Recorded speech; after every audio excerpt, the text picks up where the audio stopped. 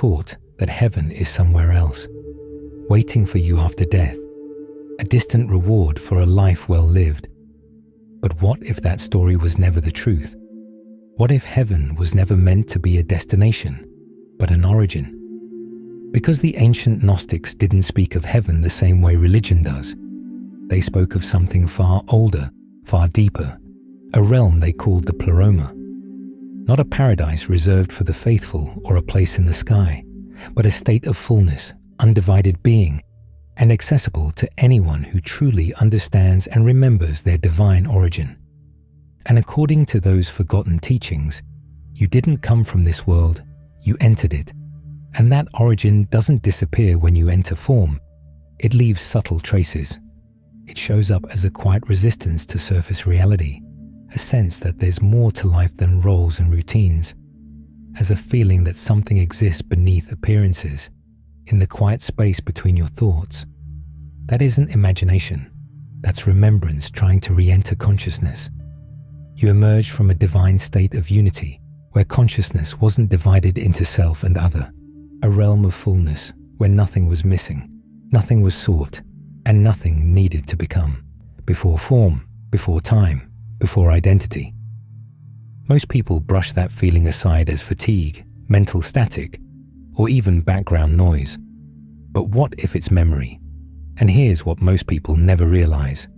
If your true origin lies beyond this world, then everything you've been taught about heaven, salvation, and spiritual progress has been framed backward. Because the Gnostics didn't believe you earn your way back to the divine, you simply remember. In this video, you won't just discover what the Pleroma actually is. You'll begin to see why the soul was said to descend from fullness into form, and why the Gnostics viewed this world not as divine completion, but as a realm of deficiency. And most importantly, you'll understand what returning really means, when you're not traveling anywhere at all. Because once you understand why heaven was taught as something distant, always placed somewhere else, always postponed until after death, you begin to sense the deeper pattern. That anything that places truth outside of you keeps you searching instead of recognizing what you already are. And that's why the return was never meant to be upward or outward. It begins with a quiet realization, a subtle shift inward that reconnects you with the Pleroma you never truly left.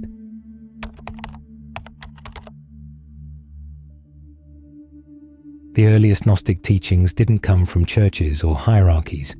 They circulated quietly, passed between small groups across Egypt, Syria, and the Mediterranean, shared through conversation, symbols, and lived experience. They didn't gather to worship an external power. They gathered to remember. The Gnostics believed something radically different from what later religion would teach. They held that the highest divine reality was not a commanding deity demanding obedience, but an infinite source of consciousness, unknowable, indivisible, and beyond all form. They called this source the monad. And from the monad, they said, emanated realms of living fullness, a luminous field of being they called the Pleroma. Unlike later religious teachings, they didn't describe heaven as a paradise you earn through obedience, or a reward granted after submission to authority. They described it as fullness itself.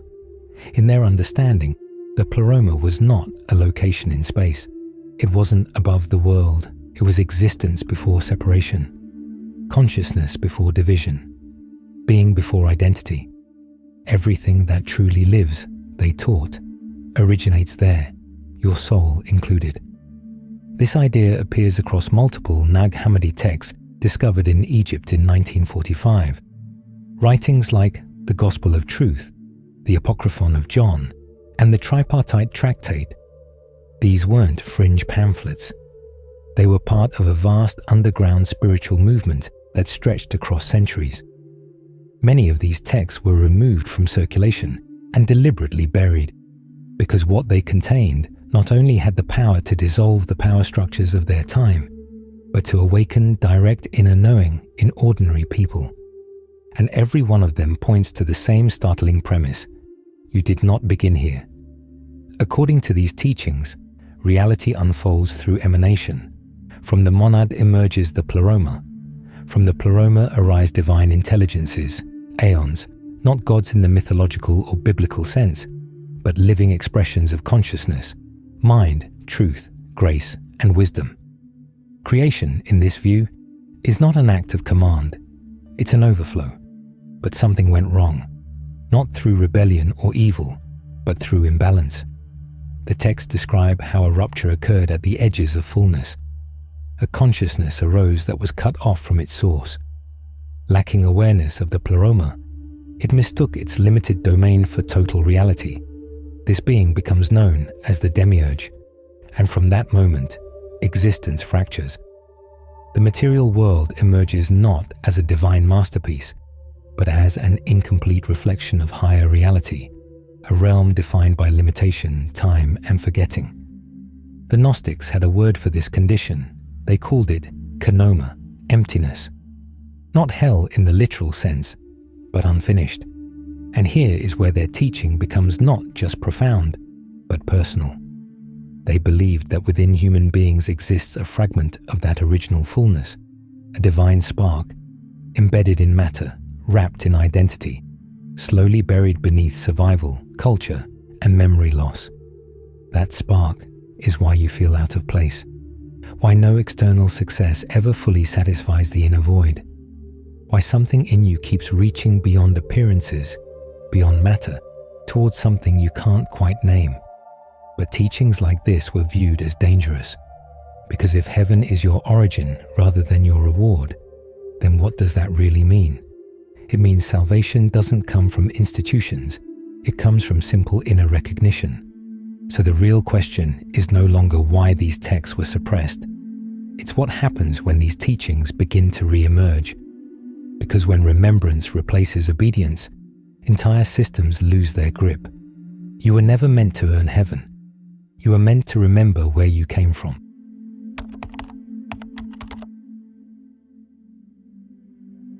So what exactly is the Pleroma? Not just symbolically, but in the way the Gnostics actually described it. The Pleroma is divine fullness, consciousness before it fractured into subject, object, and matter, before there was a you looking at a world. It is not a heaven you travel to. It is the condition of being whole. To truly understand this, you first have to release the idea that reality began with matter. In Gnostic cosmology, matter is secondary, and consciousness comes first. The monad, pure, indivisible awareness overflows into the Pleroma. From that fullness emerge intelligences, not as separate beings, but as expressions of one unified field. Think of light passing through a prism. Different colors appear, but the light itself remains one. These emanations were called Aeons. They don't rule, they resonate. They represent qualities of divine consciousness, truth, wisdom, mind, grace, not personalities with thrones. And within this fullness, the soul existed in coherence. But then came the descent, what was known as the separation. The ancient texts describe how consciousness moved outward from unity into differentiation. Awareness became increasingly localized. Identity formed, and eventually, existence condensed into form. And with form came forgetting. The Demiurge had the power to shape the world the soul enters. This distinction matters, because according to the Gnostics, your essence does not originate in this system. Your body, identity, and your conditioning does, but your consciousness does not. That's why this world can feel heavy. It operates on time, scarcity, and survival. It requires effort, produces anxiety, keeps you oriented outward. The Pleroma does none of that because it is an effortless being. So when the soul descends into matter, something happens. Memory of the soul's origin collapses, and suddenly, awareness identifies with form, with a name, with a history, with emotion, and with story. This is what the Gnostics meant by spiritual amnesia. You don't forget the Pleroma intellectually. You forget it existentially. You begin living as a fragment. And from that fragmentation arises suffering, because you are now living disconnected from your source. And here's the part most people misunderstand. The Gnostics didn't teach that you are trapped in a hostile universe run by monsters. They taught something subtler. They taught that this realm functions through limitation, through division, through identity. This allows the Demiurge to govern form, structure, law, sequence, and linear time. But the one thing he cannot touch is essence. He cannot access fullness. He cannot reach the Pleroma. So instead, the system keeps your attention anchored to surfaces, to problems, desires, and narratives. Because as long as consciousness is absorbed in appearances, it never turns inward. And that inward turn is everything. This is why the longing never really goes away. Why even spiritual achievement eventually feels hollow. Why no amount of progress ever fully satisfies. You're not searching for a better life. You're searching for wholeness and coherence. For the state you once knew before you became someone. The Pleroma isn't calling you back through signs in the sky. It's calling through that quiet sense that this world isn't the full story. And that feeling isn't weakness, it's memory stirring beneath identity. And once you understand that, you stop looking for confirmation outside yourself, and the real awakening begins.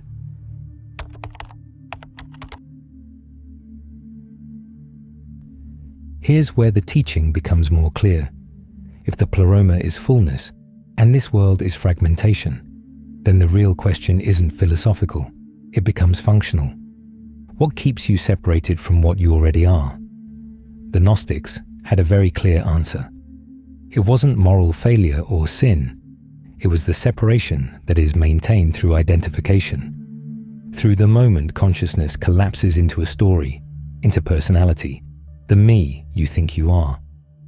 This is where the Archons enter the picture, not as monsters hiding in invisible dimensions, but as principles of containment. They operate through thought patterns, emotional loops, and reflexive identity. They don't attack awareness. They wait for it to become something they can mold. The instant you say, I am this, or I need that, or this shouldn't be happening, awareness contracts. And in that contraction, the world feels solid again. The Gnostics taught that the rulers of this realm don't need chains. They need momentum. They need you reacting and narrating. Because the moment you stop doing these things, something else appears. Presence. And presence doesn't belong to the system. This is why silence feels uncomfortable, why stillness feels unfamiliar, and why the mind immediately rushes in to fill the gap. Because in that gap, identity loosens. And when identity loosens, something deeper becomes available. The Pleroma isn't accessed through effort. It's revealed when effort falls away. This is the paradox that religion missed. You don't ascend into fullness. You defragment into it. The Gnostics called this Gnosis. Not belief, not intellectual understanding, but direct recognition. It's the moment you realize you are not your thoughts, not your emotional contracts, not your spiritual progress. You are the awareness that witnesses all of it, and that awareness carries the memory of fullness.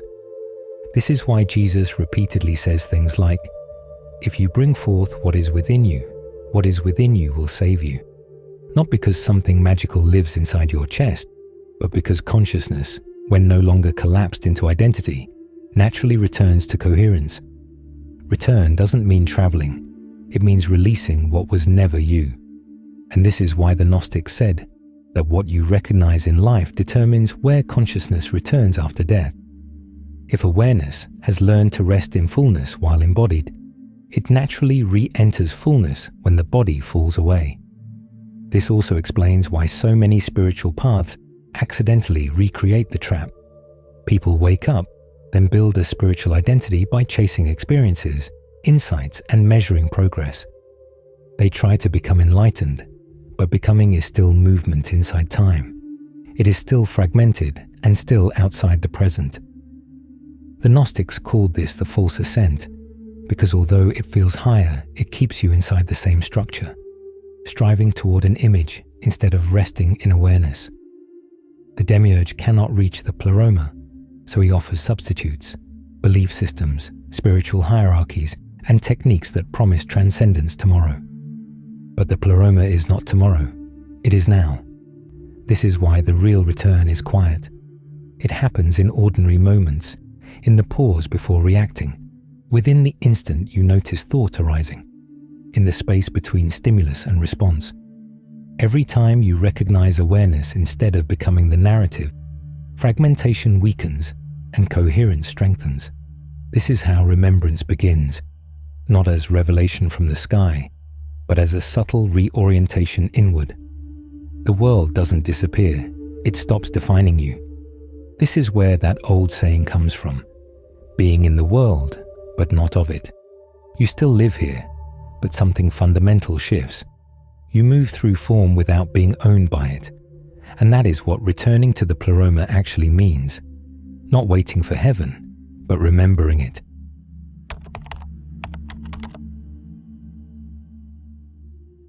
So how does this become real? Not as a philosophical idea, but in your actual day-to-day life. Because returning to the Pleroma isn't something you schedule into your calendar. It doesn't arrive through effort or intensity. It begins in moments so small they're easy to miss. It begins with attention, not forced attention, not disciplined focus, but gentle noticing. Notice how quickly consciousness collapses into reaction. A thought appears, and you become it. An emotion rises, and suddenly it's you. A memory surfaces, and suddenly you're reliving it.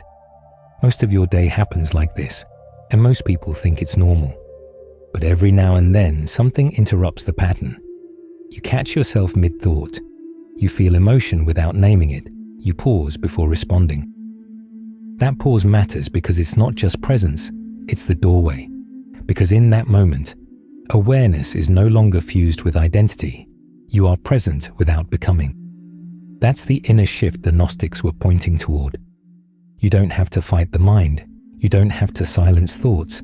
Just notice the one who sees them. Let thought speak.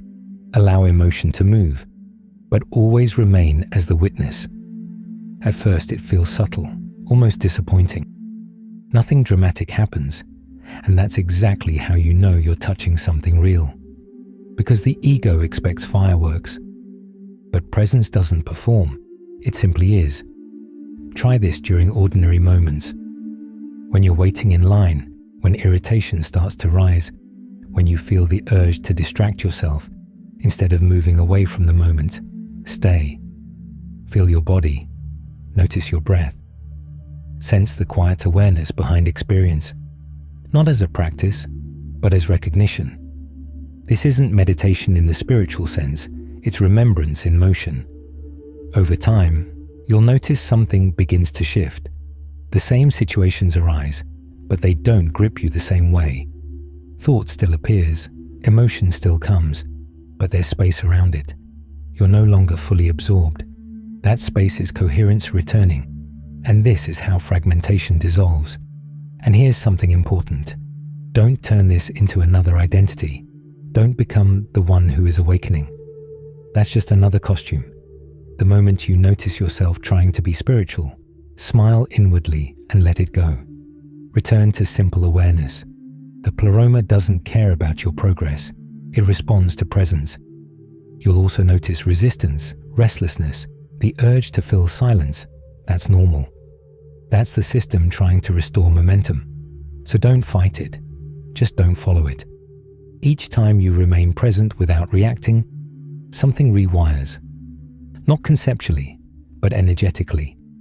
You reclaim attention from fragmentation and return it to wholeness. This is why transformation feels quiet at first, because it doesn't announce itself. It stabilizes. And slowly, your nervous system begins to recognize safety in stillness. Your identity loosens, your reactions soften, and you start living from something deeper than habit. And if this opens something in you, I've put together a free ebook called Escaping the Illusion, a Gnostic guide to mastering reality. It expands on these ideas and gives you a deeper framework for understanding this world and your place within it. You can download it for free. The link is in the description.